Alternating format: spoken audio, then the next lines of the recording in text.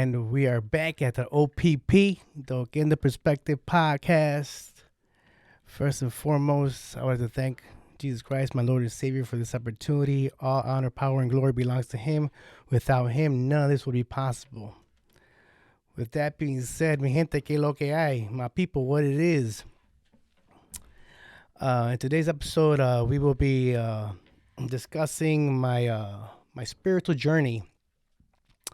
I won't be going into too much about the wilderness, meaning the stuff that is not spiritual in my life, which was quite a bit of stuff. We'll do that a different day. But today's is going to be my spiritual journey. Okay? So, but before we begin that, I'm coming in today with a heavy heart. I lost my family, familia. Que Dios me lo bendiga, mi familia. What's up? Love you guys. My uncle passed away last night. So, rest in peace, Tio Chori. Bendición, Tio Chori, you know what I'm saying? I know you're in a better place right now. In fact, I know you're in a place right now chilling with my dad and the rest of my tios and tias, Tia Esperanza, Tio Rafa, you know what I'm talking about? You guys, Tio Feina, you know what I'm saying? You guys are all hanging out, chilling right now. Probably watching this podcast, you know what I'm saying? You're in a better place. But a word to my family is, what I'm saying, when it's time for us to go, what I'm saying, I would like to all of us to go to the same place. I would like for us to all gather together in fellowship together, I'm talking about with all my tios and tias and cousins, I'm talking about. So basically what I'm trying to say is try to get right with the Lord, I'm talking about, because, that's the only way you're going to be able to make it to the Father, I'm talking about, is to the Son. I know you guys feel just as much as I do, I'm talking about, that we want to hang out with our elders, and stuff. So, with that being said, what I'm saying, my condolences, you're all in my prayers. I know we're all going through a difficult time. We're about to find out what's going to happen. I think we might have to go to Puerto Rico to to bury my tío, you know what I'm saying? It's tough times, you know what I'm saying? But hey, we're here and we must be strong. You know what I'm saying? And we get our strength from the Lord. Okay, with that being said, familia, hey, do what you gotta do. Get right, you know what I'm talking about, so we can all get gather and fellowship after we're not here anymore. And you know what I'm saying? So it's not a goodbye, Tio Chori, you know what I'm saying? It's more like, hey, I'll see you later, Tio.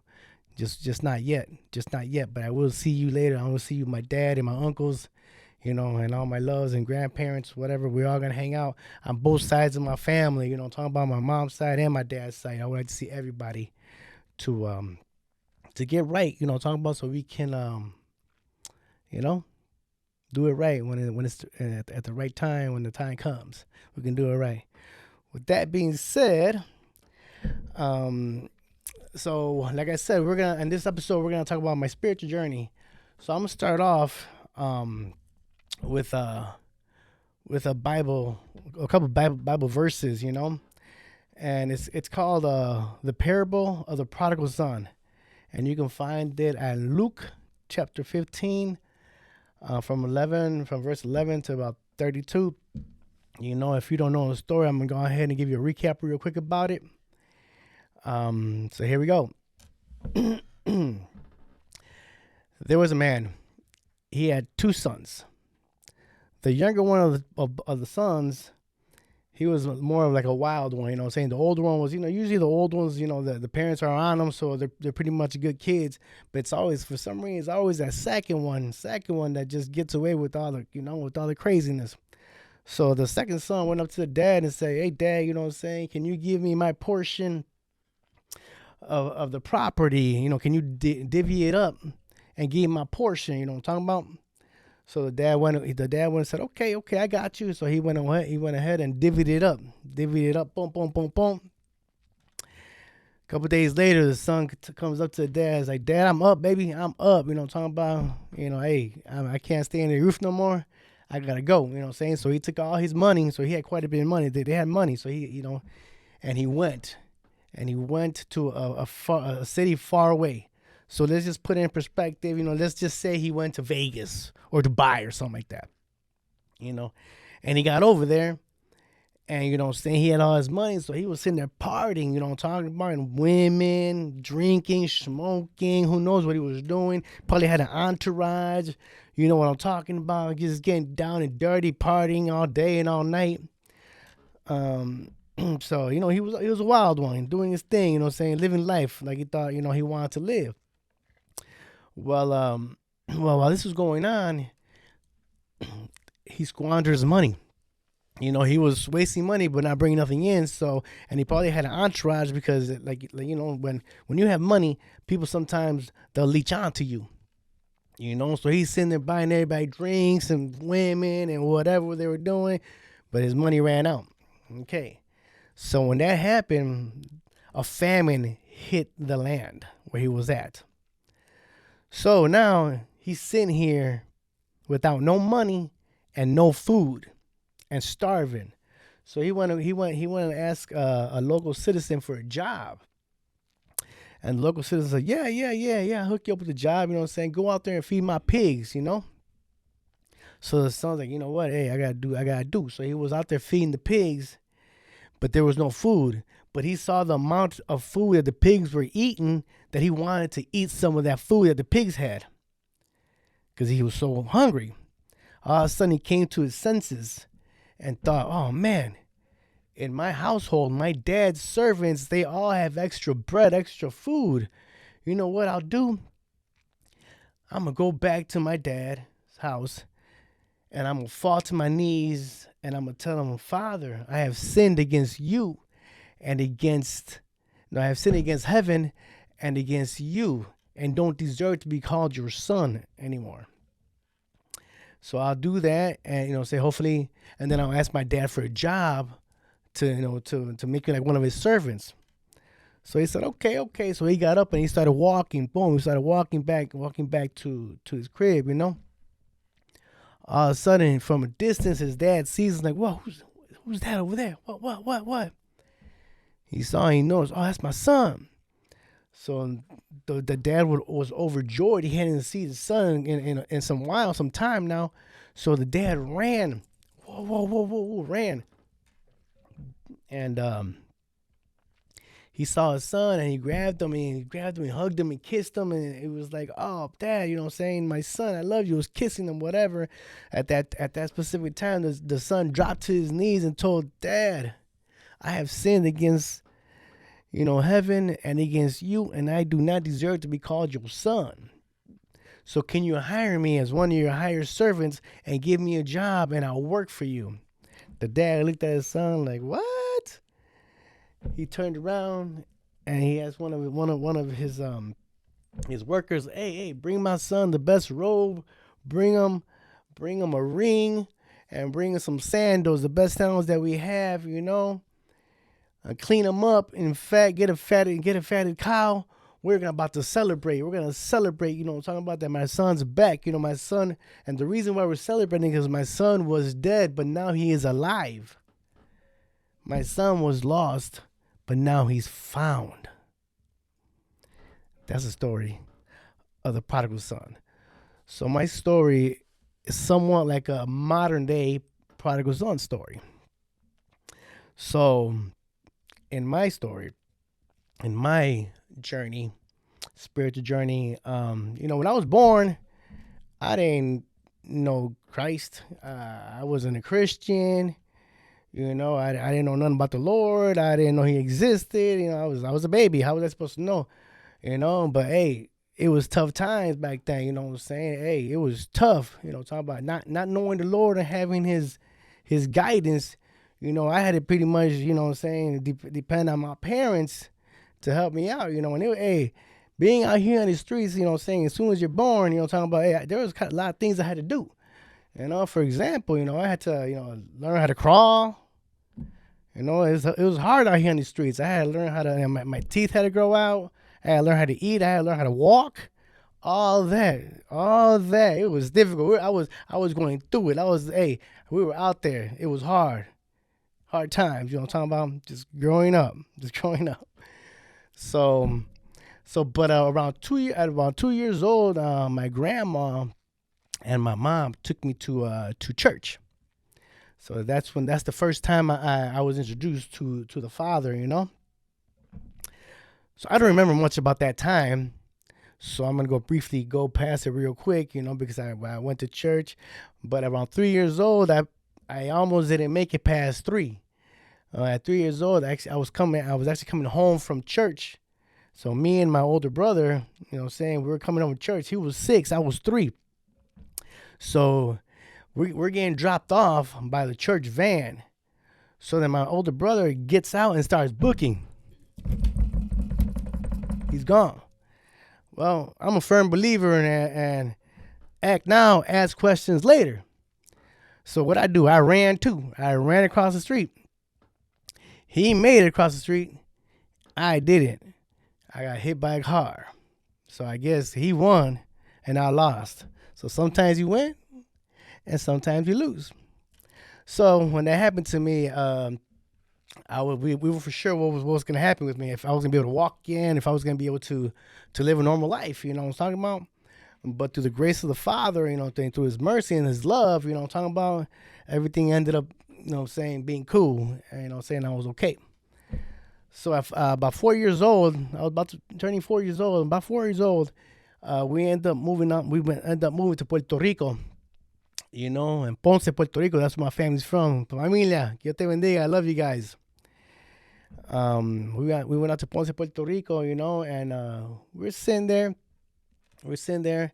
And it was something new, what I'm talking about, because it was like everything was so much smaller than here in the U.S. It was something new for us, but that was still what it was, So then, so while we were over there, my mom, she had already known the Lord, the Father, so she would take us to church sometimes here and there, and but my dad wasn't. He was just out there doing his thing, But while we were out there, I'm probably like 4.5 years old. When we were out there, he came and he found the Lord. The Lord came and found him. He gave his life.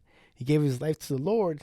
And that's when the part of my journey that I do remember. I start remembering. This is where it starts. So I remember my dad. We were on top of the mountains, and he accepted the Lord. On top of the mountains.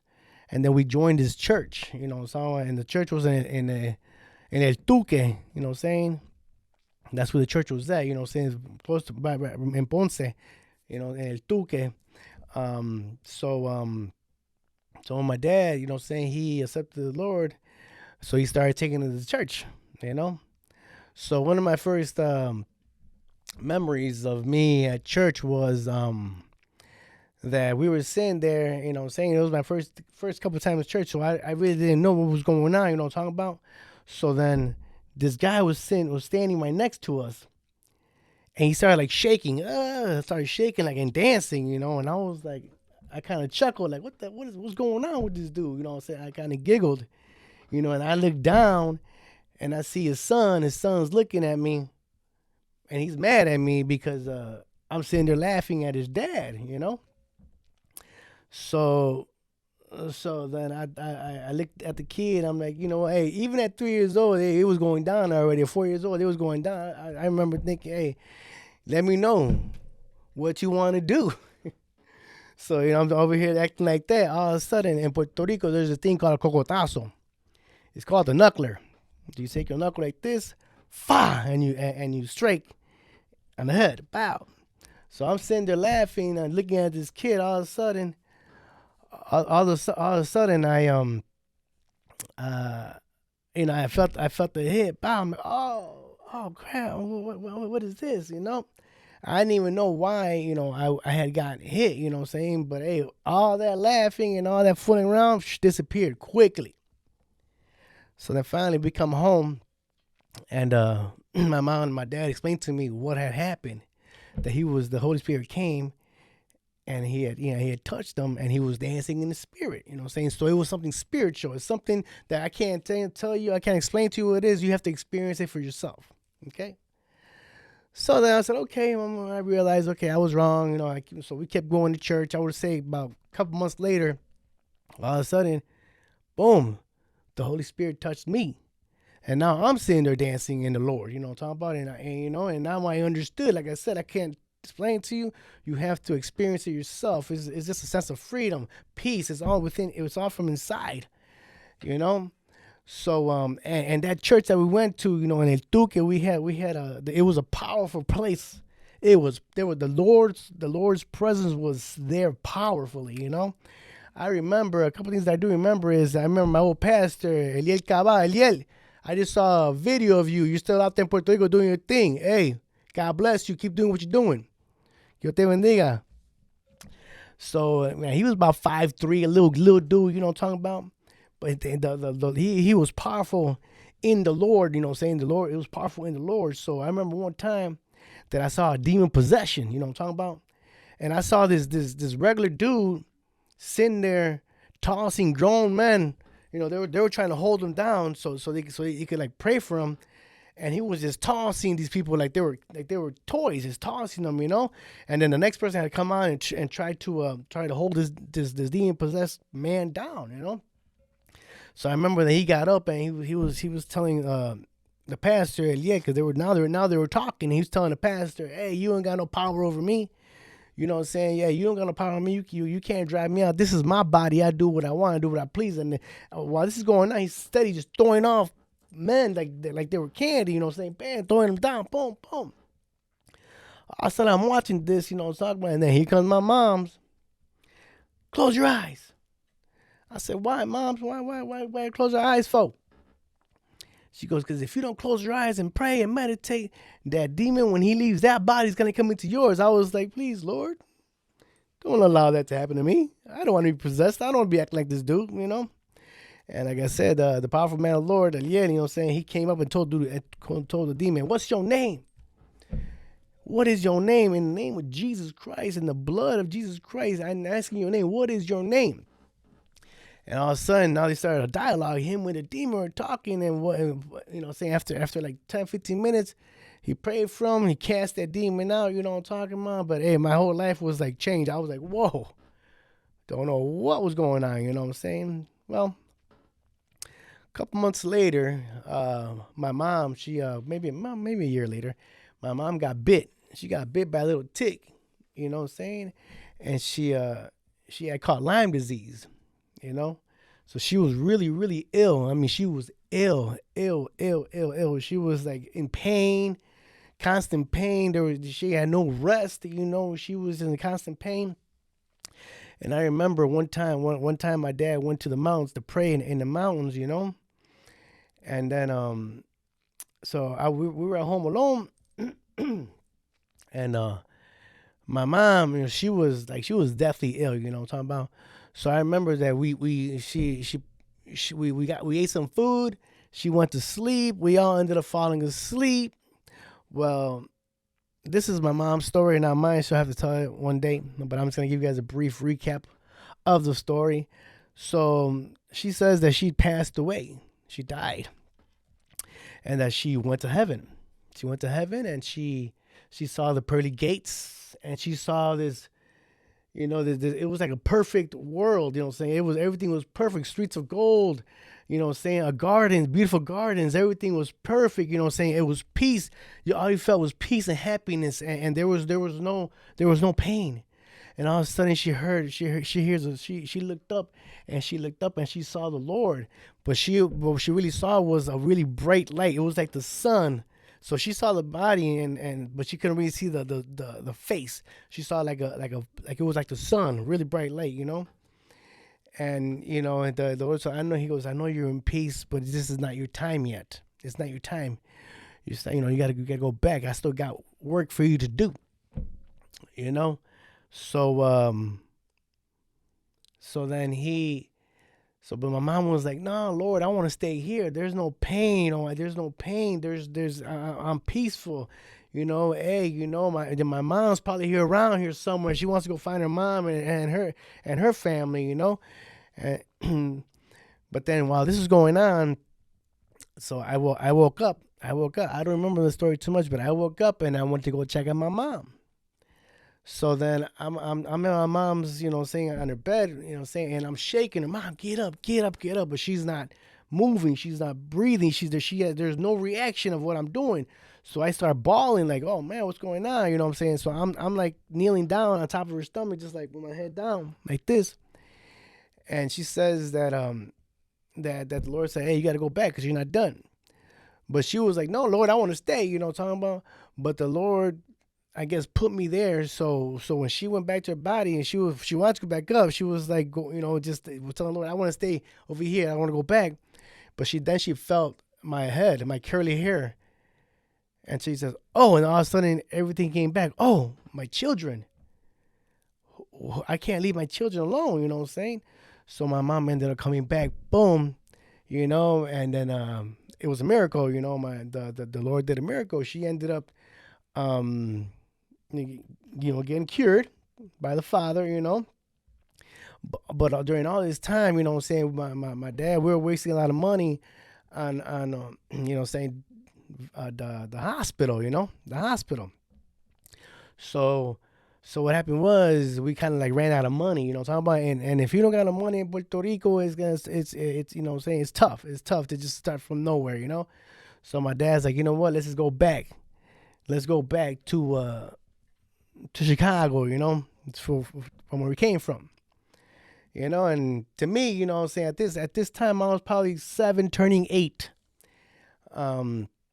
And I was like, oh, Dad, whoa, I'm in paradise right here. I'm talking about it's never cold. It does get hot, but after a while living there, you get used to it. So I'm like, I got the beach right there. I got my family right here. And my dad was like, hey, we gotta go. So obviously, wherever he goes, we go. But I was like, man, Dad, you gotta take us back to the tundra. You gotta take us back to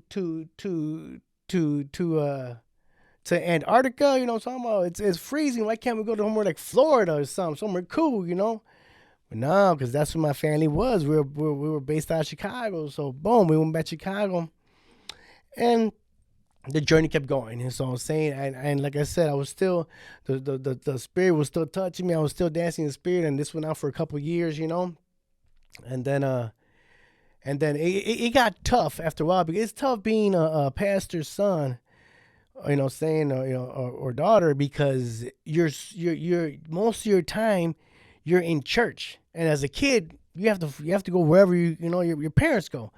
So sometimes we go to church, on Tuesday prayer, Wednesday we'd go to somebody's house and gather in fellowship at somebody's house. Thursday here's another service.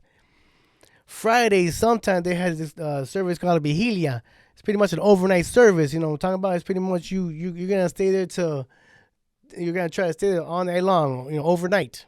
So the actual service starts around 10 instead of 7, and it's supposed to go down to like 3 or 4 in the morning, And then again, Saturday service, and then on Sunday we had Sunday school in the morning, and then we had service at night. That was a lot of church, So that's why it's difficult for a pastor's son. So you probably could tell that, saying they themselves will tell you that, they need a little break, saying they need a little to get away just a little bit, So when I was 11, 12, my brother was 14, 15, is when we kind of had like a little, like he was in high school now, and my dad was so busy in church, and my mom was so busy with my younger brother and sister. They were twins, that they told my brother Freddie, hey, you take care of this dude. Wherever you go, he goes, So and now I understand why people say, hey, do not allow a younger child to hang out with an older child, because you couldn't tell me nothing. I'm 11, but you couldn't tell me I was 14. You couldn't tell me I was my brother's age. I was 12. You couldn't tell me I was 15. I thought I was grown. So so we kept going to church, but not as much, we would still go consistently, but not as much. So fast forward a couple years, my brother, he left home when he was 19. So I was 16, So like I said, he was, when he left, that crushed me, because he was like another a parent to me, because he was the one taking care of me. My dad and my mom were so busy at church, and with my little brother and sisters, that that he was the one. He was like the person I used to look up to. He was my hero, So when I was 16 years old, I slid back and I pretty much left church. I would still go to church after that once in a while, for my mom, my parents, just to keep it cool, so that keep it off my back and stuff. But it wasn't the same, It wasn't the same. I was already out in the streets, hanging out, doing stuff you do in the streets, running the streets, and just doing no good. So, so I pretty much left. I left at 16 and didn't really come back to church till about 20 years later, maybe, or 22 years later. So I was gone for 22 years from the Lord, running from the Lord, saying. So I call all this whole time my wilderness. This is where I made all my mistakes. I did everything wrong. I was hard headed. I never learned. People would give me advice. I wouldn't take their advice. I'd be like, whatever, man. You know what I'm saying? You don't know what you're talking about. I do me. So that's the way I grew up. So, but see, that was my plan. But in the Lord's plan was different. You know what I'm saying? Even though I ran from Him for those 20-something years, He was still around. He never left me. And He showed me. He gave me like signs, So let's go over some of these signs. I would say it was probably like 8-9 years. And I went to, so at this time, no, I'm not going to church at all, really. At this time I would go to church just to go with my mom, just to make her happy on like Easter and Mother's Day, So those are the only times I would go to church, or Thanksgiving or special occasions. That's the only time I would go, to keep my mom cool, what I'm talking about? So I would say about 8 years into my wilderness, I go visit this church, I go, it was one of the church. Okay. So what happened? My mom and my dad were so busy because when my brother left, they started going to other places, and they were opening up churches. They were like they opened up 3 or 4 different churches, and that's a lot of work, saying, building something from the ground up. So they were so busy. So, hey, I was able to kind of like slide under the radar, and went and did my due, what I'm talking about, because I was old enough to do my thing. But, saying but they were so busy with my little brother and sister still, and stuff like that. So I remember I went to this, I think it was Easter. I think it was Easter. It was a service. And we went to one of the churches that he helped open up. I have a cousin, my cousin George. George, que Dios te bendiga, man. Love you, papi. You're saying? You're doing a great job. The apostle in the family, Apostle George, I'm talking about. I'm proud of you, cuz. I know we had ups and downs, cuz, but hey, all that, papi, what I'm talking about. I love you. Keep doing what you're doing. Keep doing the Lord's work, papa. It's all good, man. I'm proud of you. So one day I went to visit that church, and I'm always sitting, like I grew up in church, so I know all the songs, and I'm clapping, what I'm saying, and it's you get this feeling when you like you're at home, you're free, you're just you're in peace, So I'm sitting there singing the songs, and at the time I was with my ex, what I'm saying, with the daughter of my mom. I mean my mom's the mother of my daughter. I was with her. And so we're sitting there, and we're sitting there, and saying, praising the Lord, All of a sudden, I get a tap on my shoulder. I look over, and it was like, Mana Ana Padilla, que Dios te bendiga, Dios te bendiga. She comes up to me like this, and she comes and tells me, hey, the Lord spoke to me and says He has something for you. So He wants you to come up to the altar, and let's pray for you, and He has this message He has to give you. And Mana Padilla, what I'm talking about? Hey, I thank you. I have so much gratitude, because you allowed the Lord to give you a message, and you came. You could have said, no, I'm not gonna give it to him. No, you came and gave me the message, even though I didn't accept it. I was like, thank you for the promise, the good words, thank you for saying for telling me this, but I'm just not ready to give my life up to the Lord. I'm not. It's I was still doing my dirt outside. I was only here and visiting. And I'm telling my Mana Ana Padilla this, and I got my girl at the time. she loved the Lord, she loved the Lord. She's sitting there pushing my back, go, go, go, go, go. I said, will you cut it out? So, I know in Mana Padilla that you didn't get the results that you were probably looking for or wanted that evening. You probably wanted me to go up with you and get this message, but I was like, no, talking about, but there, but I remember you praying over me that night, and I want you to know one thing, hermana. That prayer did not go in vain, hermana. It might have took 20 years, but that prayer did not go in vain. So I ended up going home. We ended up going home, and I'm like, man, that was kind of crazy. You know what I'm saying? What hermana, hermana told me, So then I'm like, okay. So I continue on living. You know what I'm saying? A couple other years pass. I was like, at this time, every time I go back to church, I'm like, oh man, I would get nervous because I didn't want nobody to come and tell me anything. I mean, I had to like reject them, you know what I'm saying? Or say, no, I'm not ready for that, But I would say another 5 years passed probably. And at this time, my mom, she was living in St. Charles. She was in St. Charles, so she was attending another church. It was called Life Church in St. Charles. So, here it comes, Easter again. And the whole family comes and gathers with my mom, all the kids, and all my brothers, and sister. We went. The only one that didn't show was my big brother Camilo, what I'm talking about, but the rest of the family was there.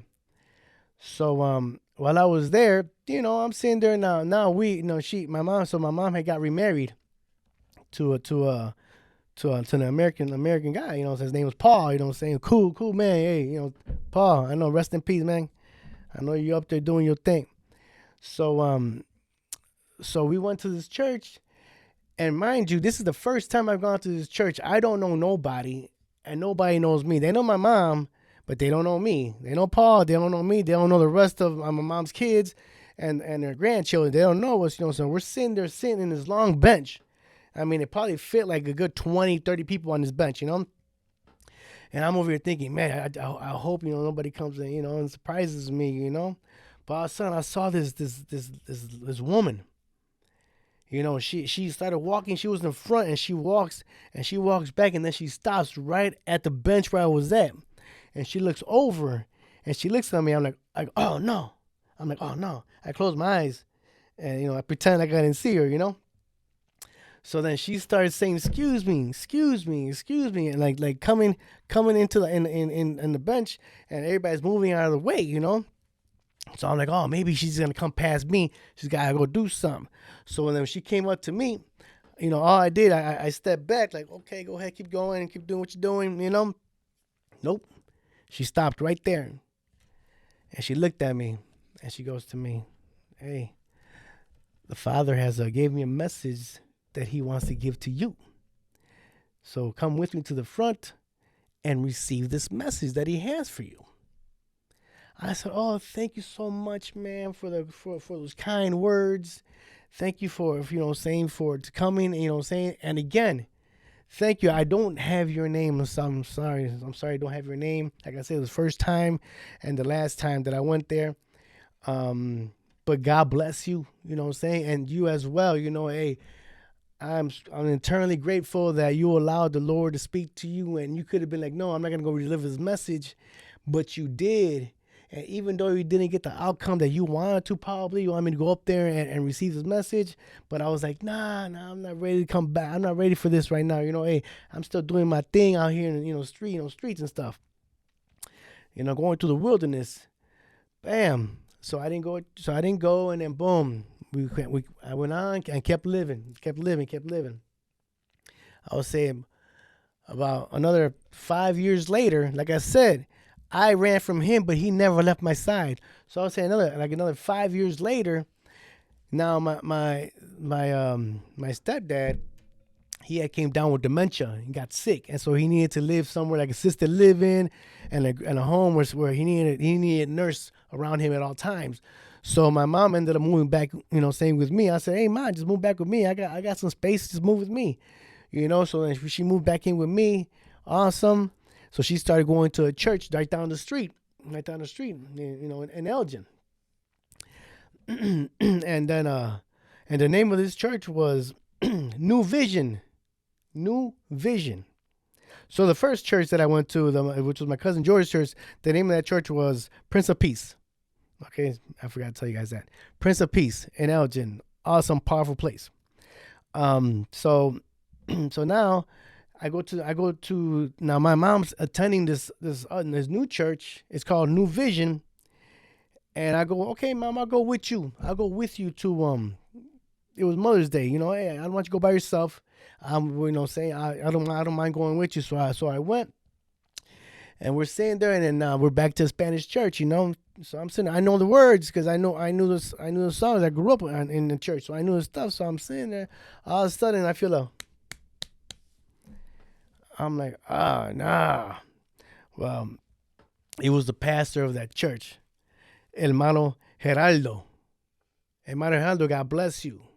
God bless you, and I am eternally grateful that you allowed the Lord to speak to you, and you came to me, and you told me that the Lord had a message for me, and I know you probably didn't get the outcome you wanted to yourself, because I was like, nah, I'm not ready for this.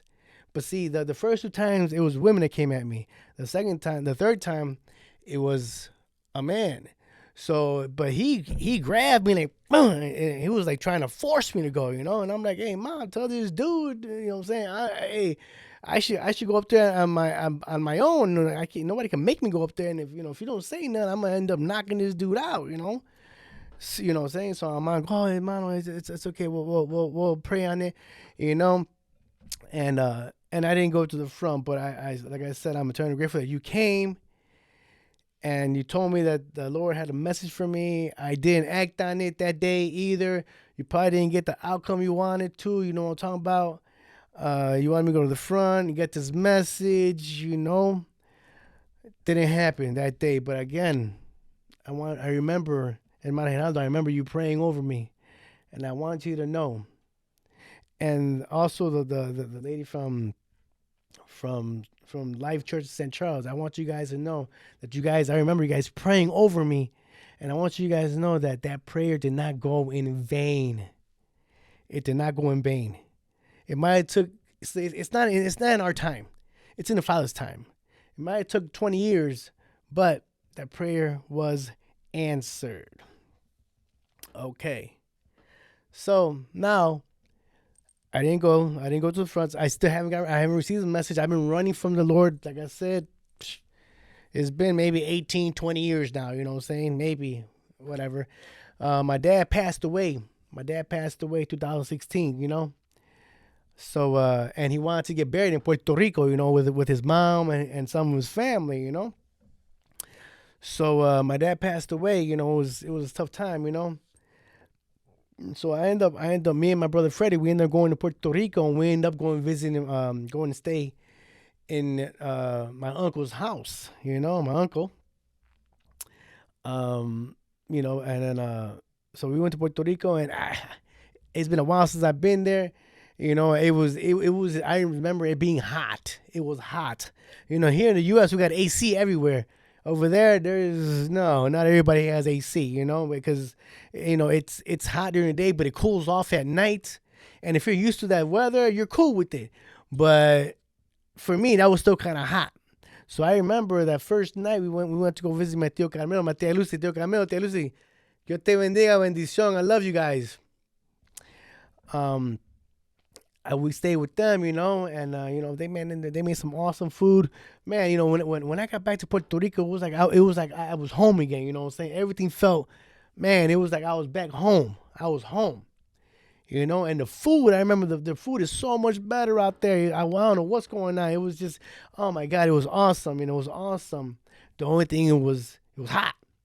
So I remember they had this couch, and they had like the plastic that you put over the couches, like back in the day, like our parents back in the day in the 80s, whatever. they put like a plastic so you wouldn't like get the couches dirty, or spill stuff on the couch. So they had this plastic on the couch. I remember falling asleep. I remember waking up in the morning, and I got up and I was like, I was stuck. I was stuck to the plastic, and then so I told my brother, bro, I can't do this no more. We gotta get out of here, man. We have to go. We can always come back and visit. We'll come back to bury my dad. You know what I'm saying? But we gotta, let's go to Telly. And in fact, let's go get one out there in Kawa. You know what I'm saying? It's about an hour away from where we were staying, Kawas. We went back. We got a Telly at the casino. I'm like, okay, we're gonna party. You know what I'm saying? We're gonna party. We're gonna, have a good time. We went to San Juan, party in San Juan, casinos, hanging out with the females, whatever, doing whatever.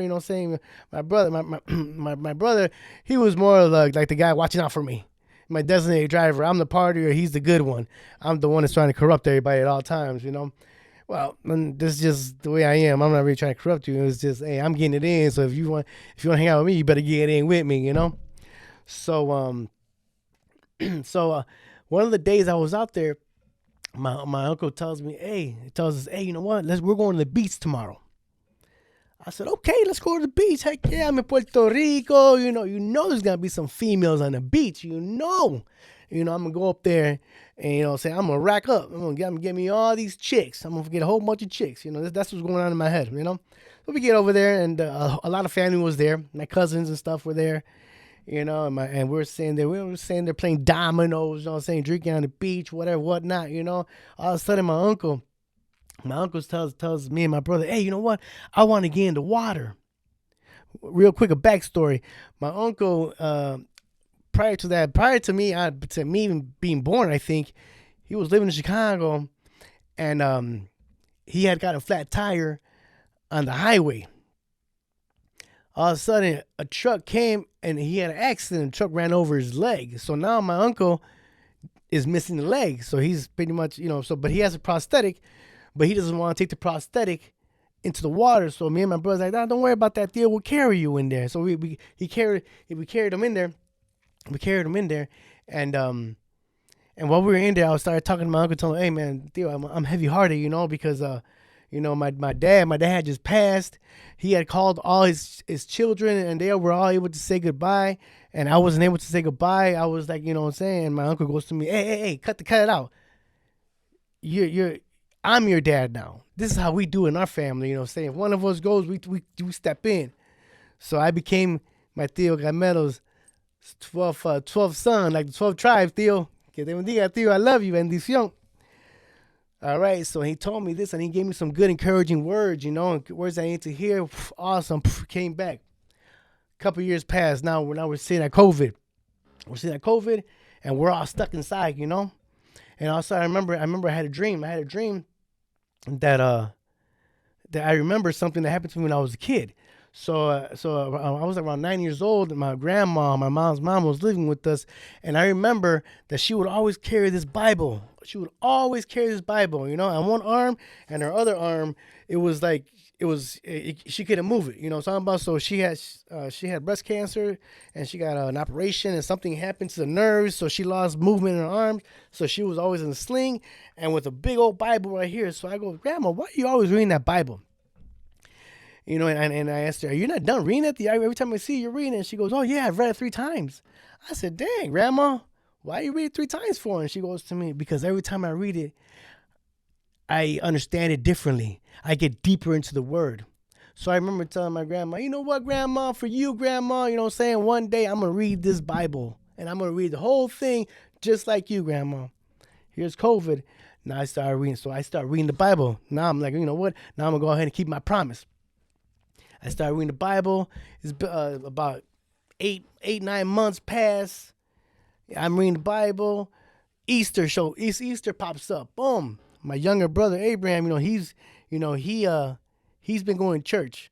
So before this, so my cousin, so I have a cousin who he's a pastor. He was a pastor, Pastor Mel. He was a pastor in Orlando, but he got sent up here to be the lead pastor at a church in St. Charles. So when he was coming up here, my uncle, the one that I was in Puerto Rico with his dad, you know, he called me and said, "Hey, my son's moving out there. I want you to watch out for him. Watch out for him. Look after him." I said, "Okay, Theo." I felt like I had to because of what he had done for me in the water, in the ocean that day. So I'm like, I got you, Theo. Don't worry about it. I got you. I'll make sure he's okay. So as soon as my cousin came and moved into to St. Charles, Batavia, he lives in Batavia, but the church is in St. Charles. My brother started attending, so I felt like, okay, at least my brother's going, so I'm keeping an eye on him through my brother, what I'm talking about. So one day, it was Easter's about to come over the weekend, and my brother Abraham invited me to church. Hey man, come with me. There's a Friday service. I said, nah. I'm not ready to go back yet. I'm not ready. I just, you go ahead, do your thing. You know what I'm saying? I'll go when I'm ready. But mind you, I was reading the Bible for about 9 months now. So, and I was reading it on the Bible app on my phone. You know what I'm saying? So every time I'd finish my 1 or 2 chapters, I would shut the app off, and every day it would pop back up where I left off. So then so then so then um so then where was I at? So okay, so then the next day, that Saturday, I opened up the Bible app, and it wasn't where I left off. It was somewhere totally different. I'm like, what am I reading? This is not making any sense. And I started reading, and it was Second Chronicles 30, and on Second Chronicles 30 is King Hezekiah. He sent out letters to Judah and Jerusalem, and to Judah and other tribes of Manasseh, to come back to Jerusalem and let's celebrate Passover together. You know what I'm talking about? And I'm like, whoa, this is kind of what's happening to me. It's a fest. It's Easter. I felt like it was a personal invitation, so I told the Lord, okay, Lord, you know what? I'm gonna go. I went to church to church that Sunday, and it was a great service. The presence was there. I felt convicted. I ended up raising my hand and saying, coming back to the Lord and telling the Lord, I'm tired of running. I'm sick and tired of running. I'm here. You know what? If you have something for me, let's do it. Okay. So then it was awesome. So I started going to church every Sunday, saying. Then I joined a men's group on Tuesdays. My brother Marco, my older Tim, younger Tim, Steve, and my cousin Mel. Talking about, we're sitting there and we're in fellowship, gathering in fellowship and reading the Bible and just studying the Bible. It was awesome. I would say about 9 months passed, and I'm over here, it's a Sunday. All of a sudden, I look over, I'm like, yes, this is what I've been waiting for. Yes. It's took 9 months, but okay. So I turn around and I see Sister Maria, and she comes and says, hey, the Lord has a word for you. Talking about, I want you to come over here and come over here and get your word. I said, yes, I would. Yes, I am ready. Let's hear this word. So I went. I went, and we went to the front, and there was my brother Marco, what I'm saying? He was also in my men's group, and he has a prophetic gift where he can like conversate with the Father, and conversate with them, So Maria was like, I'm not the one who's gonna give you the message. He is. So then I start praying, and he starts praying over me, and now he starts telling me things that I did in the past, that I've been doing in the past. I'm like, whoa, what's going on here? What's going on here? How does this guy know everything, all this about me? And then, but in my own head, I'm like, you know what? I thought I've been gone for so long that my time passed. I missed my opportunities. You know what I'm saying? To do whatever the Lord had for me. And then Marco, he looked at me. He goes to me, hey, for some reason the Lord wants me to call you by a name. I can't pronounce it because it's in Spanish, but his name, he's calling you Eduardito. I was like, whoa. In my lifetime, only 2 people have called me that name: my mom's brother and my mom's sister, my uncle and my aunt. Tía and tío, bendición, tía and tío. Lo quiero mucho, bendición. So then I'm like, whoa, and then he starts telling me that, because I was thinking my time had passed. He starts telling me, and he says that the Lord told him, do you think this is all I really have for you? Do you think this is it? No, I have so much for you to do. I've been after you for all these years and coming and reminding you that I have something for you. This is not it, So and I was, I was like, okay. So I was like, I was in, and so I started, getting in church a little more, and since then, and since that had happened, the father has bestowed on me a couple projects that I'm working on right now that we'll talk about in a different episode. I'm working on this anime. I'm working on this manuscript for a movie. This podcast actually came from that whole, like, he bestowed on me three different assignments. So I'm in the middle of taking care of some of them right now. Doing what I can, and then so here I am. So now I don't know if you guys have ever heard of the poem called Footprints. So in the poem called Footprints, it's about a journey. Okay, it's about a journey. Okay, so say me and the Lord, we're walking on the beach. We're walking together on this beach, and we're on my journey. We're on my spiritual journey, and I turn back around, and every time I turn back around, I see two set of footprints, mine and the Lord's, two set of footprints. So then I'm like, okay, so everything's cool. But then I started noticing that every time my life got difficult and it got hard, I look back and I would only see one set of footprints. I was like, what? What's going on, Father? Why have you forsaken me during my toughest times? Saying why? Why would you leave me alone? And then the Father looks at me, or the character in the poem, and goes, son, I've never left your side. I've always been there for you. Those footprints that you see, that one set of footprints, those are my footprints. I was carrying you. So helping you get over those tough times. That's how I feel that the Lord did with me. He carried me in my tough times. He never left my side. He was always there. I was there, never leaving me alone. He was always pointing me towards the direction that he wanted me to be. So you know what? If you allow the Lord to come into your life, man, saying He will change your life. He'll do things that you thought you would never be able to do, because you find strength in Him. So that's basically why my spiritual journey. I'm still in it right now, but that's how I came back, saying to the Word, and you know what? I'm attending River City Church. I would love for all you guys, whoever hears this, or if you feel convicted, or if you feel something, what I'm saying, I invite you, come to River City Church, come hang out with me at church.